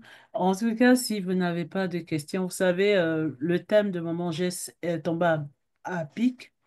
J'organise parce que je suis la responsable des conférences au centre de service Marguerite Bourgeois et on parlait de l'histoire, on parlait de l'héritage. Aujourd'hui, nous sommes dans FDE, nous sommes des parents et je pense que Jess est une éducatrice spécialisée. Vous savez, les parents, nos enfants sont en difficulté d'apprentissage parce qu'on cache des affaires. Et on a eu des interventions d'enseignants qui disent que non, qu'il y avait un jeune de secondaire 5, mais qui est en difficulté depuis plus de 2 ans parce que il avait perdu un de ses petits frères. Malheureusement, probablement qu'à la maison, on lui a dit de ne pas parler de ça à l'école, mais le décès de son petit frère l'a fait tomber en dépression. Parce que je pense que j'ai traduit en anglais. En tout cas, il est en dépression et c'est venu agir aussi sur ses yeux. Donc, comme on sait que le jeune, il était déjà en difficulté depuis plus de 2 ans, les enseignants l'ont déjà mis dans un programme, mais c'est cette année une enseignante qui a dit que non, même si je connais le profil, je vais prendre le temps de discuter avec lui. Et elle a juste posé des questions. Et là, elle s'est rendue compte qu'en fait, le jeune, il est en dépression depuis 2 ans, plus de 2 ans, et que ça fait que aussi, il ne peut pas suivre en classe, pourtant il est en secondaire 5 parce que aussi ça a affecté sa vue et ça l'empêche de bien suivre à l'école. Je pense que ce que Jess nous a dit, je pense qu'en tant que chrétien, c'est pas juste de venir réciter les versets de la Bible. On doit être citoyen du royaume dans n'importe quelle sphère. Nous devons montrer le bon exemple, comme Bricia vient de le dire. Nous devons arrêter de cacher nos histoires ou bien même de cacher des choses qui nous arrivent parce que ça crée un grand impact sur le développement même de nos enfants. Et il y en a beaucoup d'autres exemples ce soir. Comme je vous ai dit, on a 100 000 élèves. Ça part de Saint-Laurent jusqu'à Sainte-Anne-de-Bellevue. Donc, cette conférence est donnée à tous les parents. Mais imaginez-vous que aujourd'hui, nous sommes en train de faire un pont avec comprendre l'éducation québécoise. Quel impact ça a sur nous? Mais c'est ce que Jess a dit. apprendre aux enfants l'éducation, avoir cette communication ouverte-là, montrer à nos enfants que les enseignants ne sont pas, comme on appelle ça, ils sont pas opposés à nous, ce sont pas des... Mélia Gess le disait, elle n'est pas, comment on dit le terme là? Je cherche en français. Elle n'est pas opposée aux parents. Elle est collaboratrice. Il faut faire attention à tout ce que nous cachons. Et pour terminer, il y a encore des intervenantes parce que c'est comme je dis, dans les parents, il y a des enseignants. Elle a parlé aussi des papas, aussi de la diversité. Elle dit les parents qui ne parlent pas beaucoup à la maison, qui n'échangent pas, qui ne parlent pas de beaucoup de choses, de beaucoup de certaines réalités, comme un peu l'intimidation qui a été faite par le ministre qui ne correspond pas à la diversité. Si tu ne discutes pas avec ça de tes enfants, ton enfant ne pourra pas avoir des outils pour mieux affronter tout ce qui se présente derrière. Et ça, je pense qu'en tant que chrétien, c'est une obligation et je pense que Coach Brescia, Maman Lina le dit tout le temps, on le dit, nous devons être vraiment la lumière, c'est les lumières partout où nous sommes. Et ça, je pense que c'est quand on fait de la différence, quand nous sommes capables d'aider nos enfants et nous-mêmes en tant que parents de demander l'aide parce que j'ai pu voir ce soir que notre parcours migratoire, nos défis, on veut devenir riche, on veut en même temps faire des choses, mais aujourd'hui, il y a plein de choses qui se présentent à nous. Il y a il y a plein de défis. Nous-mêmes, les parents, on est aux prises à notre propre santé mentale. Donc, vraiment, merci infiniment, Jess. En tout cas, nous, dans notre centre de service scolaire, c'était un cri parce que les parents se sont rendus compte que ils ont besoin d'outils, ils ont besoin d'informations. À plus forte raison, nous, les chrétiens, qui avons cette prise de conscience-là de bien faire les affaires. Si nous ne parlons pas de notre histoire, nous ne parlons pas de notre héritage, nous laissons nos enfants à eux-mêmes. En tout cas, moi, voilà ce que je voulais ajouter. S'il y a d'autres parents qui veulent ajouter quelque chose, c'est la bienvenue. Sinon, je vais redonner la parole à Maman Jess pour faire la prière de ce soir. Et puis, on va se laisser pour le prochain mardi de gloire.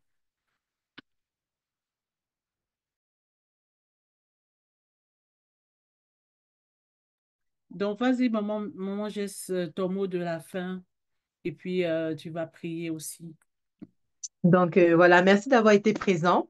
Je vais tout simplement remettre cet enseignement entre les mains de l'Éternel, que cet enseignement vraiment touche le cœur de personnes qui l'ont entendu et que ça produise de bons fruits tout simplement, que nous puissions avoir de beaux témoignages dans FDE, de très très beaux témoignages.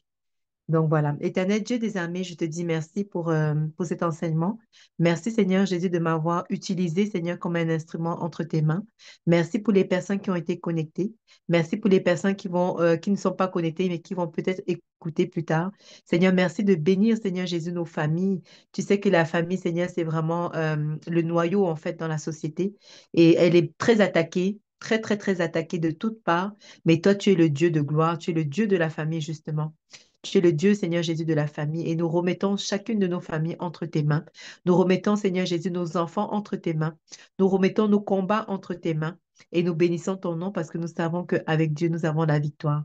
Merci pour cet enseignement qu'elle puisse vraiment produire de bons fruits et que ton nom soit toujours glorifié dans toutes choses. Au nom de Jésus. Amen. Donc voilà. Merci. Merci pour les messages. Bonne soirée à tout le monde. Bonne Soyez soirée. évidemment Soyez bénis. bénis.